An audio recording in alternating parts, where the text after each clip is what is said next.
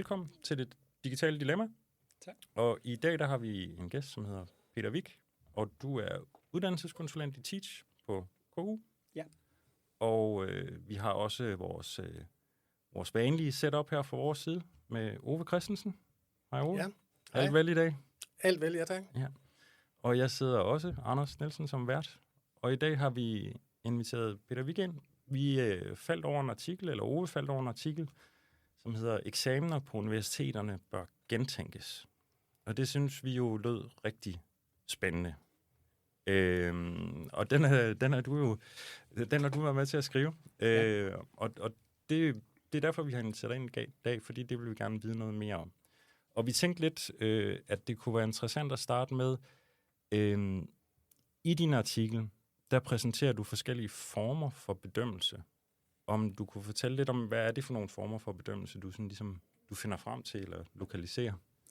Ja, altså artiklen er så en mix mellem, det danske, eksamenssystem og bekendtgørelsen, og hvad man så ellers gør i resten af verden. Og indtrykket er så for det første ret generelt, at den danske universitetssystem eller bedømmelsessystem er ret, traditionelt forankret og er lidt fodslæbende i forhold til de der reformer, som andre lande har gennemført, for eksempel i Australien eller i England.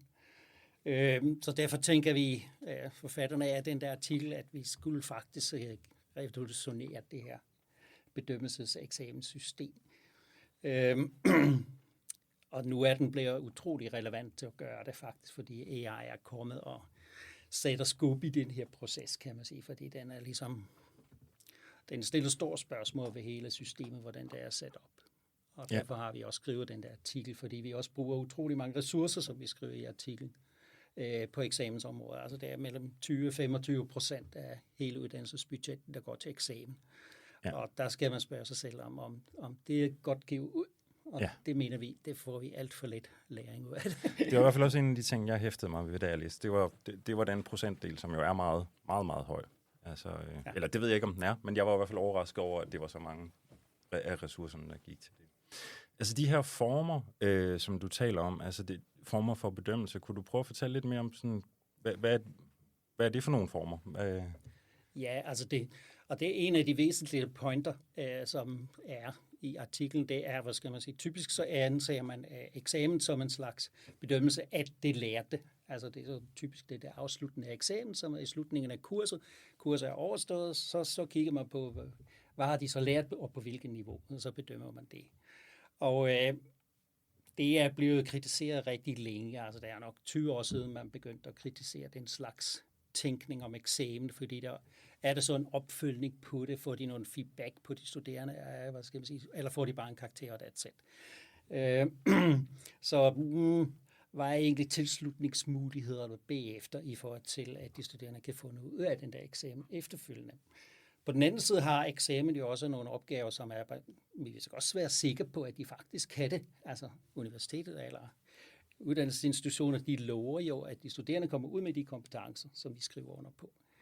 Så jo, vi skal bedømme det lærte også, men eksamen kan også gøre nogle andre ting, og det er netop, kan den også understøtte læringsprocesserne. Altså det er den der bedømmelse for læring, som vi kalder det. Og så er det også, kan man også finde sådan en tredje kategori, hvor, bedømmelse som læring. Og det er sådan lidt måske den mest vanskelige kategori, som man skulle måske udforme lidt mere, hvis man vil. Ja, kunne du prøve at beskrive lidt mere, hvad det så går ud på? Hvad er det for nogle tanker, du præsenterer der med? Sagtens. Der kom jo for nogle år siden en ny eksamensbekendtgørelse, hvor man blandt andet har indført, løbende prøver som ny prøveform. Og det er jo, der står eksplicit i eksamensbekendtgørelsen, at den skal være integreret i undervisningen. Altså der har ministeriet jo alligevel set, okay, det skal ikke være bare i slutningen, og teste det lærte. Nej, det må faktisk også kunne blive integreret i undervisningen. Så det må faktisk være, når undervisningen er slut, så er eksamen også gennemført. Løbende prøve skal være inden for undervisningstiden. Mm. Og så kan man selvfølgelig designe nogle, vi kalder dem for prøvebegivenheder undervejs, der understøtter de studerendes læring, mens det står på. Og på den måde får man selvfølgelig meget mere ud af, at eksamen bliver netop en integreret del af læringsprocessen undervejs. Og man kan meget bedre, hvad skal man sige, i og med, der bliver flere prøvebegivenheder, lad os sige, der er 3-5. Det er vores erfaring i hvert fald deromkring, de skulle ligge, at se på, hvordan er egentlig progressionen undervejs, og læreren får sådan et indtryk af, hvordan går det egentlig. Det er også hvis man tror på sådan nogle metastudier om undervisningseffektivitet, er det meget, meget vigtigt, at underviseren også ved, hvordan går det egentlig med min undervisning. Og det kan man med løbende prøver meget bedre se, fordi man får jo et feedback på niveauet af de studerendes læring. End med en slutprøve, der er det bare knald eller fald, for så at sige, ikke? Jo. Man kan jo sige noget af forskellen, som I peger på, og som jo er helt oplagt, det er det et produkt, altså ligesom et slutresultat, uanset om det er en præsentation, eller fremvisning, en rapport, eller en opgave, eller hvad er det produktet, man kigger på, eller er det processen? Og det er jo sådan en typisk diskussion, som vi har inden for eksamination og udprøvning i forhold til et læringsforløb, nemlig om man skal kigge på produkter, eller man skal kigge på selve processen, det som vi kalder læringsprocessen. Problemet er at kigge på en proces, det siger måske ikke noget om, hvad resultatet af processen gør, så vi er stadigvæk interesseret i resultatet af processen. Resultatet af processen er imidlertid ikke en opgave eller en rapport, men det er den studerendes forståelse af et givet domæne. Og hvordan er det, vi kan undersøge det? Og der har vi jo altså inden for udprøven det helt store udfordring. Vi kan ikke kigge ind i hovedet på folk, og måske er viden eller kompetencer, måske er de slet ikke lagret inde i hovedet på folk, men måske er det nogle kompetencer, som også er distribueret på den måde, at de kun bliver fremkaldt, når man er flere, eller man er i nogle arbejdsmæssige eller studiemæssige, læringsmæssige sammenhænge. Og der er jo netop altså de der, i og med man har på de der løbende prøver for eksempel flere muligheder afprøvning, altså også forskellige formater, man kan bruge, altså så kan man jo for eksempel lave peer feedback som en del af en prøvebegivenhed. Og så kan der være en mundtlig oplæg, kan være en anden, prøvebegivenhed. Så kan man se forskellige, perspektiver på, hvad de studerende har gang i. Men når vi nu har snakket om ressourceforbruget i forbindelse med, Anders, når vi snakker om ressourceforbruget i forbindelse med udprøvning og eksamination, så kan man jo måske også overveje, vil det så eksplodere, hvis vi begynder at have udprøvninger som integreret i undervisningen? Hvad tænker du om det? Altså gør det ikke udprøvningsressourcetrækket endnu større? Det er ikke vores oplevelse. Altså vi har nu de første erfaringer på universitetet med løbende prøver, og der er de studerende, de er sådan set ret glade for formatet, og det er underviserne også. Jeg tror, problemet opstår mere, at de studerende har så lidt en fornemmelse af, at de hele tiden på udprøvning. og det er så lidt ulempen med, man har den der løbende, bedømmelse eller feedback, eller hvad man nu vil kalde det, afhænger meget af, hvordan man designer de der prøvebegivenheder. Og derfor skal man lave det meget afgrænset, hvad man så, designer de der prøvebegivenheder til. Så det skal ikke være, at man afprøver slutlæringsmålene for eksempel, fordi ellers er de studerende så, og efter 2 uger skal vi allerede kunne det hele. Det synes de godt nok lidt er hæftigt, så man skal være ret skarpe og tale med de studerende om, hvad bedømmer vi egentlig her, eller kigger vi på her, og det skal ikke være mere end 2-3 færdigheder max, og så sætter man nogle kriterier op, hvad kigger vi så efter, altså hvis det er en analytisk opgave, hvad består så en god analyse af? Så jeg kigger kun på forskellige perspektiver i din analyse, eller der er kontinuitet i din argumentation, eller der er konsistens i den måde, du fremsætter argumenterne, eller hvad det nu kan være. Men hvordan bliver det så formativt? Altså på den måde, hvad man kan sige, I skelner jo, og det gør man jo også inden for eksamen, der skelner man mellem formative og summative udprøvninger. Og det summative, de ser på det færdige resultat, som nu slutter, hvor er vi så henne nu? Det ligesom summer op til det, hvorimod den formative, som du taler om, det er jo den, der beror på feedback. Men selv hvis man bryder et større forløb og en masse læringsmål ned i mindre læringsmål, så hvis man udprøver på læringsmålene, selvom man gør det mange gange, så bliver det vel stadigvæk summativt. Ja, jeg er ikke særlig glad for den der skelnen mellem summativ og formativ. Fordi, det er en mærkelig skilten, som ikke holder i realiteten, tror jeg. Fordi, selv hvis man har en summativ, altså hvis man bruger den gamle forståelse af det til sidst, hvor man har et produkt, og så skal den studerende ligesom aflevere den der produkt, der får den sådan en karakter, så kan det jo stadigvæk være formativt. Altså det er jo rigtig mange studerende, der siger, at de lærer meget, hvad skal man sige, bare ved at gå til eksamen. Så er den jo alligevel formativ, selvom det er en summativ bedømmelse til sidst. Så, eller nogen kunne også argumentere for, at selv en karakter kan være formativt. Ikke? Altså, okay, jeg har fået 12, yes. Det ser ud til, at jeg har forstået, hvad det gik ud på. Så er det jo også formativt.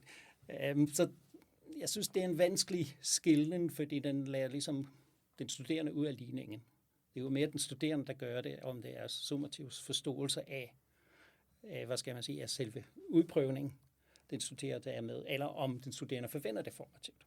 Men det, vi er interesseret i, det er jo stadigvæk, hvad er det for en læringsproces, som den studerende kommer igennem, fordi vi er jo egentlig ikke interesseret i, om de kan skrive en rapport, eller ikke kan skrive en rapport, eller dit og dan. Vi er interesseret i, om de har en tilstrækkelig dyb forståelse af det domæne, som det handler om, sådan at de har, hvad skal man sige, den viden og kunnen og kompetencer, som det, som man nogle gange underviser i, det drejer sig om.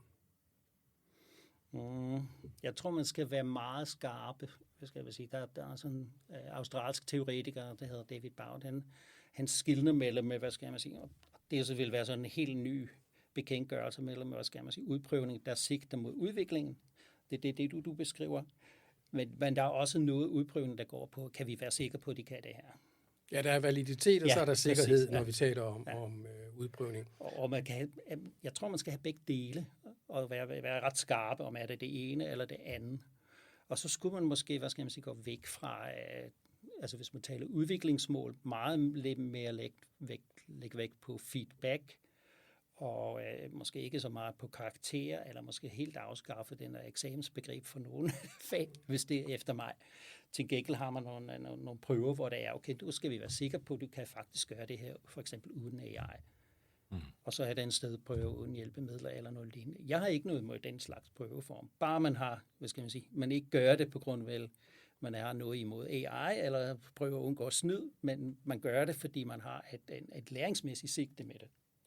At man laver en stedprøve, eller man siger, at der skal ikke være nogen lærings- eller hjælpemidler til den der prøve. Ja, og så kan man jo i forlængelse af det diskutere, hvad er det jeres tanker om andre prøveformer, det egentlig retter sig imod. De siger, nu er det nødvendigt at lave et eller andet om. Hvorfor er det nødvendigt at lave et eller andet om? Og der er der jo 2 forskellige svar på det, og det ene svar, det er, at vores eksamener lang tid har været ikke valide. Har de været sikre? Nej, de har måske heller ikke været sikre. Så kan det være, at man laver dem om, eller har lyst til, eller der er et behov for at lave dem om, for at få en højere grad af sikkerhed. Ja, altså vi ved, at den her udprøvning, den er fundet sted på måder, som gør, at vi har styr på udprøvningen, og validiteten får vi rent faktisk udprøvet det, som er på spil her, altså det, som retter sig mod de læringsmål, som vi har. Det er sådan en tænkning om det, som siger, at det her det er et gammelt problem, og vi har haft det længe, og det bliver vi nødt til at gøre noget ved. En anden tænkning er den voldsomme diskussion, der har været om vores eksamener, som siger, at generativ kunstig intelligens går ind og underminerer vores eksamenssystem. Men det gør det jo ikke nødvendigvis, eller hvad?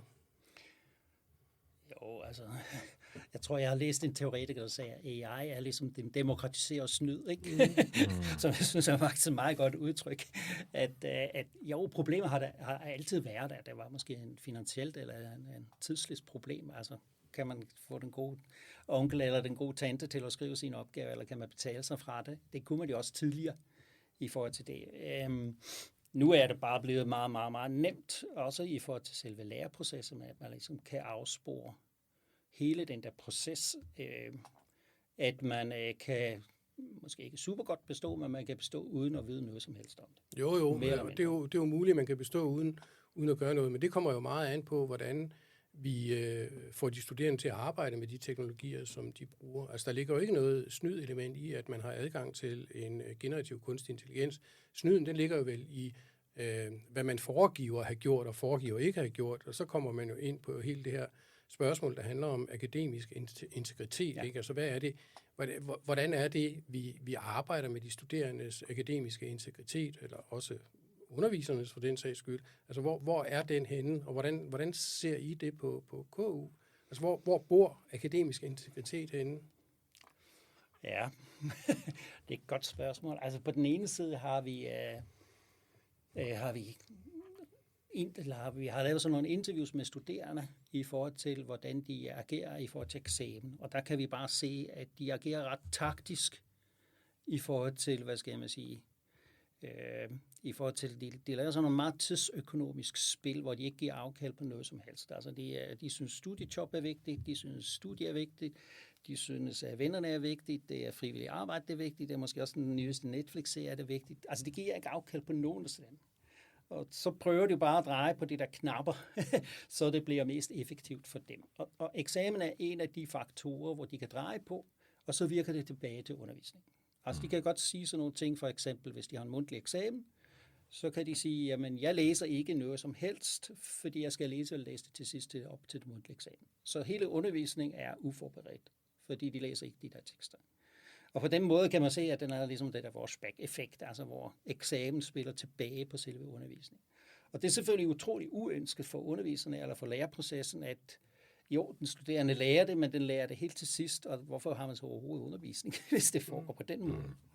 Men det er jo et meget relevant spørgsmål. Hvorfor har vi overhovedet undervisning, hvis man alligevel kan bestå ved ikke at lave noget som helst, eller ikke forberede sig til undervisningen? Så vil jeg jo lige umiddelbart sige, så set fra et studerendes synspunkt, så vil det da ikke give mening at lave noget. Ikke? Altså, så er der faktisk ikke nogen effekt af undervisningen, fordi vi jo alligevel har designet vores system efter, at man kan bestå uden at lave noget. Så det er jo en systemfejl, det er jo ikke en fejl ved de studerende.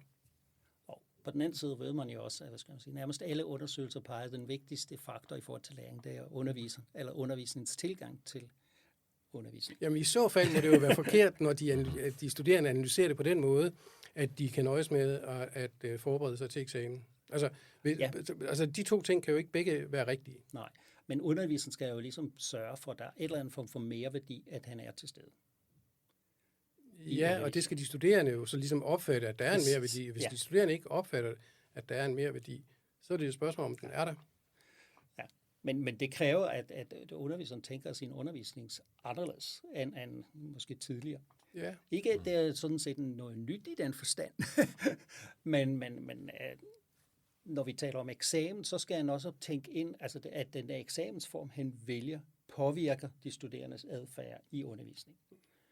Og derfor er det vigtigt for ham også at tænke på, okay, det er ikke bare sådan en standalone ting, det der eksamen, det er, hvor placeret et eller andet sted i undervisningen, eller til sidste undervisning, men hvordan påvirker det egentlig de studerendes adfærd?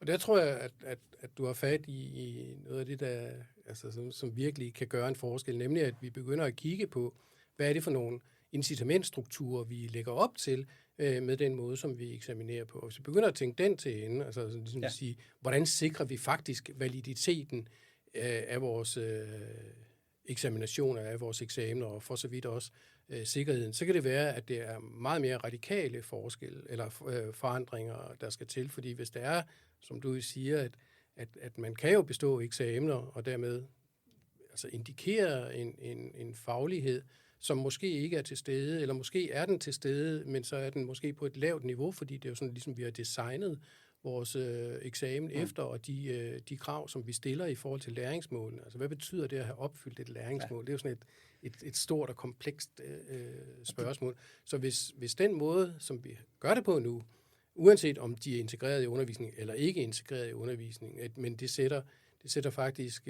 spørgsmålstegn ved hele validiteten af den kompetence og den faglighed, som vi lægger op, så lægger det jo op til nogle langt mere radikale forandringer, end dem, I lægger op til i de tre former. Jeg kan huske, at jeg var en studieleder, han sagde, skulle vi ikke bare droppe, videnskategorien under videnfærdigheder og kompetencer, fordi det kan AI løse for en.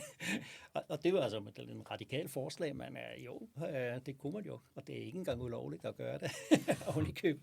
Men det vil være en radikal løsning. Men jeg synes, du har fat i to ting, som er utrolig vigtige, når du taler om validitet.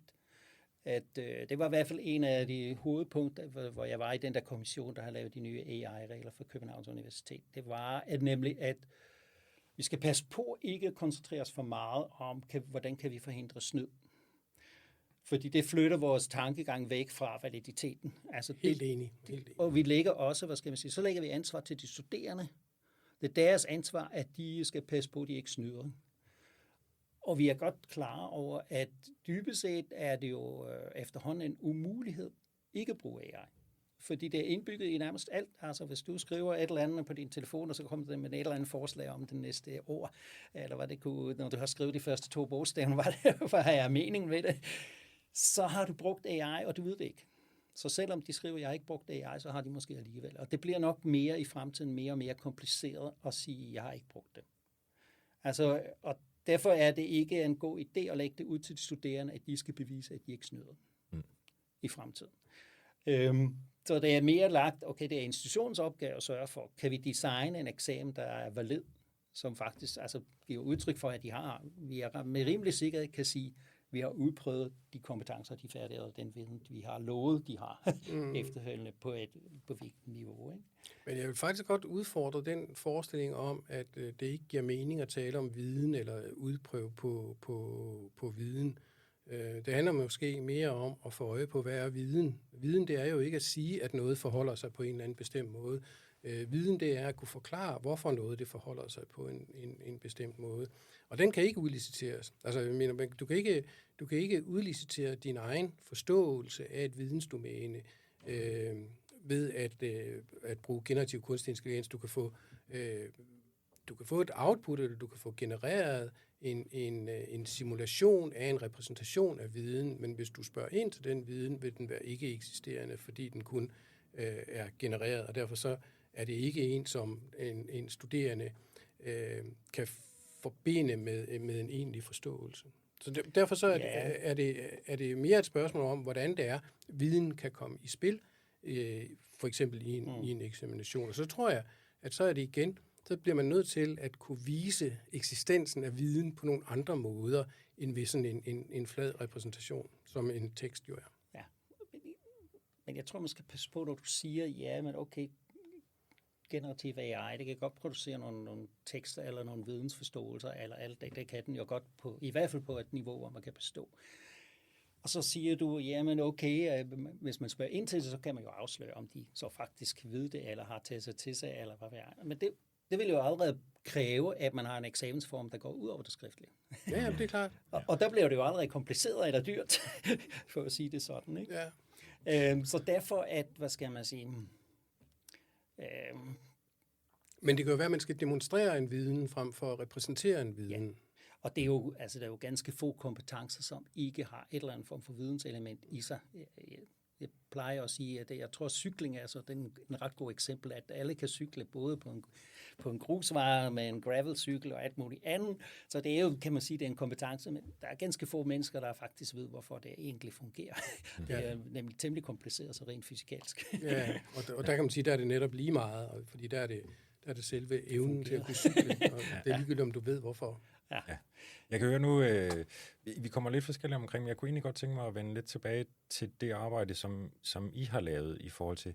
I har været lidt inde på, jamen der er nogle ting her, som motiverer, at man gerne vil ind i det her. Men kunne du fortælle lidt mere konkret om, hvad er udformningen?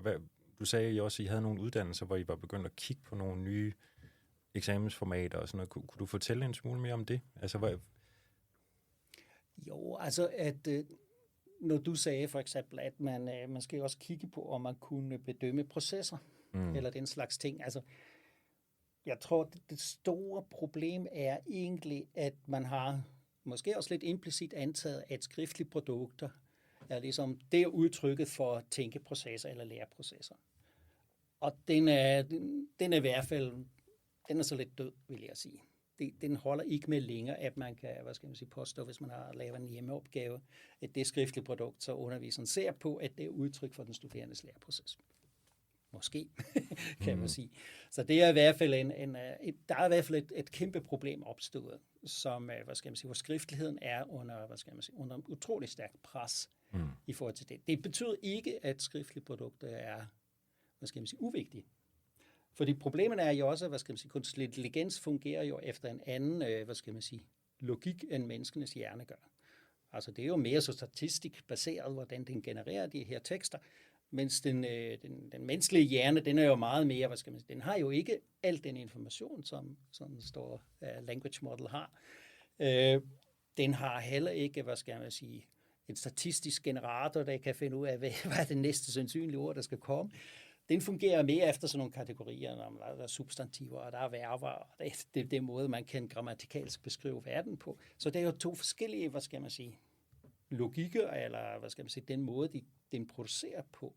Og måske skal vi interessere os egentlig mere, når vi, bedømmer og se på, hvad er egentlig det særlige menneskelige i sådan nogle læringsprocesser, som kunstig intelligens måske ikke er særlig god til at generere. Og det kan for eksempel være, hvis man har en gruppe, der arbejder på lad os sige, der er en case-stiller, der kommer med en eller anden problemformulering, som de studerende skal komme med bud på, hvordan de vil løse den, ud med deres faglighed. Og det gør de som gruppe, og så kan man jo interessere sig for, jamen okay, I har besluttet sig, og I indhenter det der data frem for noget andet data. Hvad skete der i gruppen? Hvad var det for nogle diskussioner, I har haft i den gruppe, der førte til den der beslutning om, jamen vi vil vælge den metode, og vi vælger de data ud til at belyse den der problemstilling. Hvad skete der så? Og der kan jo AI ikke rigtig svare på, fordi den har ikke været med til det. Det kan den jo godt være. Det vil også være en interessant produkt, eller man kan sige den, jamen okay, I har brugt kunstig intelligens til at ligesom belyse den der problemstilling. Hvordan har I så bearbejdet de der svar, AI kom med? Hvordan har I bedømt de der svar? Hvilke har I vurderet, de er faktisk brugbare eller ikke brugbare, på baggrund af hvad? Altså man kan jo godt indspørge de her læreprocesser undervejs. Og de er jo mere, sociale læreprocesser eller menneskelige læreprocesser, end det, der bliver produceret af generativ AI. Og det synes også, det er en interessant ting at gøre. Jeg synes også, det viser jo, eller er et godt eksempel på, hvordan man kan bruge skriftlighed, altså ved at åbne for, hvad er det for en læringsproces, der er i gang. Jeg tror også, det er vigtigt, at når vi taler om skriftlighed, at vi så tænker på, at skriftlighed er jo ikke bare skriftlighed. Skriftlighed er jo mange forskellige ting. Skriftlighed i forbindelse med læring er også proces. Altså man oparbejder forståelser ved at prøve at eksternalisere eller skrive dem. Ikke? Altså det vil sige, der bliver skriftligheden en proces.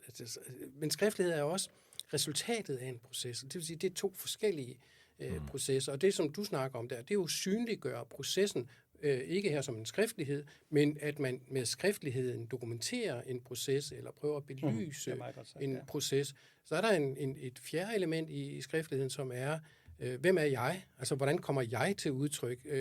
At få fokus på det, ikke? Altså, hvor kan jeg se Peter i det her, du lige har afleveret?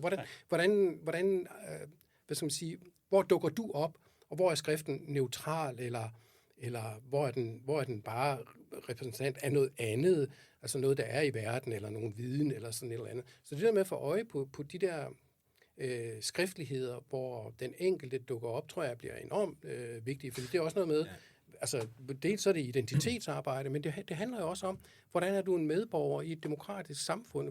Hvis du skal være medborger i et demokratisk samfund, så bliver du nødt til at kunne gøre dig synlig og være til stede, og ikke blive til en dukke, som en generativ dukkefører laver. Så det med at få øje på, der er faktisk en skrivepædagogisk dimension i vores læringsprocesser, tror jeg, kunne være lidt af den der, men det er vel ikke der kun, kunne gøre det godt. Eller det er vel ikke kun skriftligheden. Jo, skriftligheden kan også rumme det processuelle, men det du siger er vel også, at der er andre muligheder.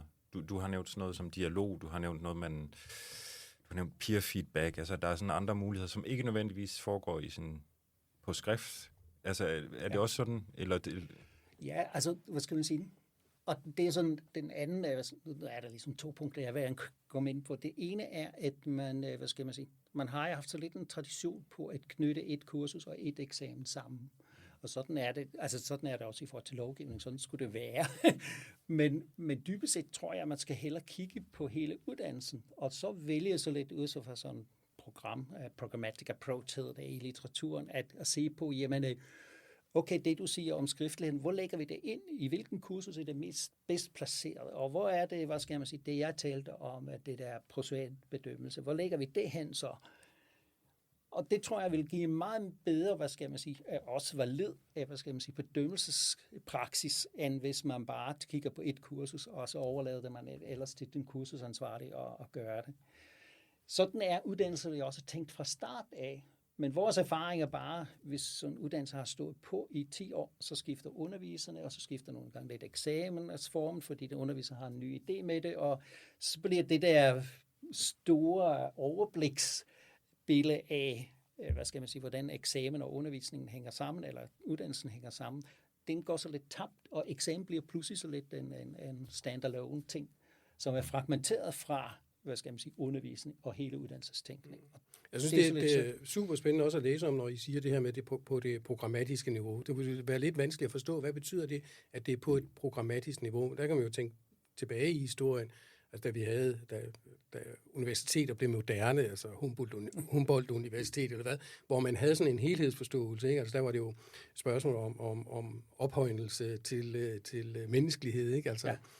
Så der havde man, altså dannelsesbegrebet fra universitetsverdenen er jo sådan en helhedsbetragtning, og den har vi jo fået ændret igennem en total modellisering og en opdeling af viden og vidensområder. Så det, I tænker på ved at tale om det her programmatiske niveau, det er sådan set en fornyet fokus på helheden, og det som man i dag kunne kalde en fagidentitet, ikke? Altså på professionshøjskolen, der får man en professionsidentitet, som er en helhed, snarere end, hvad skal man sige, de enkelte dele, ikke? Og så skulle det gerne være sådan, at summen af enkelte dele, de bliver større end de enkelte dele lagt sammen gør, ikke? Altså, som er sådan en, det er vel det, man kunne forstå som et programmatisk niveau. Ja.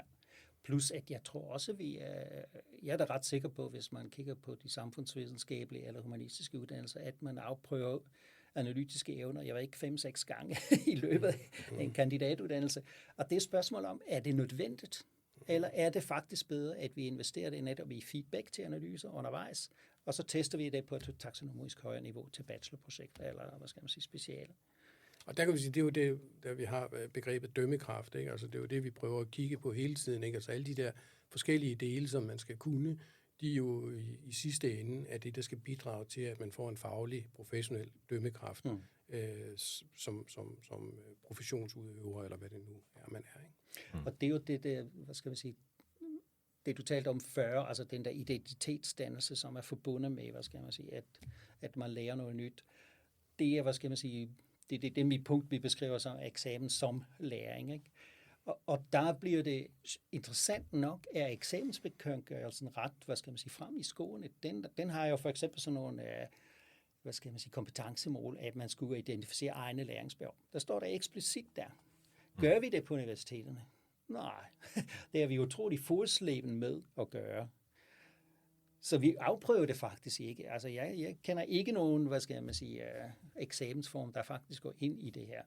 Og eksplicit afprøver det. Har de faktisk tænkt over det, og hvad gør de så, de studerende med det?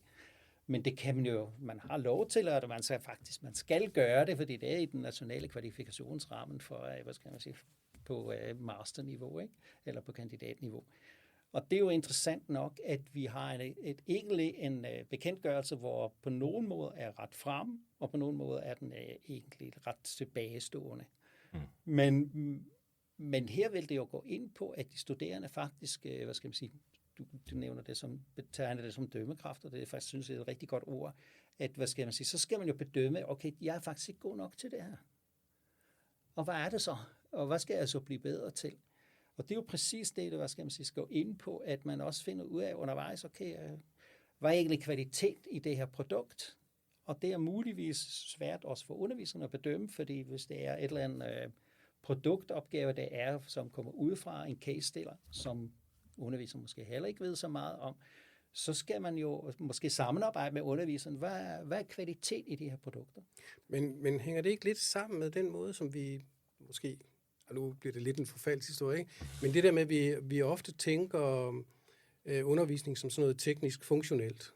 Vi tænker netop ikke i, hvad skal man sige, dannelseskategori, eller i dømmekraftskategori, eller i den slags. Men det bliver sådan mere, hvis I kan det her, så er det sådan set sådan, hvad skal man sige, teknisk funktionelt, det vi forlanger af jer. Men vi forlanger ikke, at for eksempel det der med, hvordan identificerer du din egen læringsbehov, som jo er sådan en anden måde, sådan introspektiv, at få øje på sig selv som et lærende individ. Men vi tænker måske ikke i den måde, vi underviser på de studerende som nogen, der er i en læringsproces, men mere kigger på, at der er sådan en checkliste, hvad det er, I skal kunne og skal vide, og hvilke kompetencer I skal have, og så netop angriber det som noget, man så kan opnå på nogle hvad skal man sige, det jeg kalder teknisk funktionelle måder.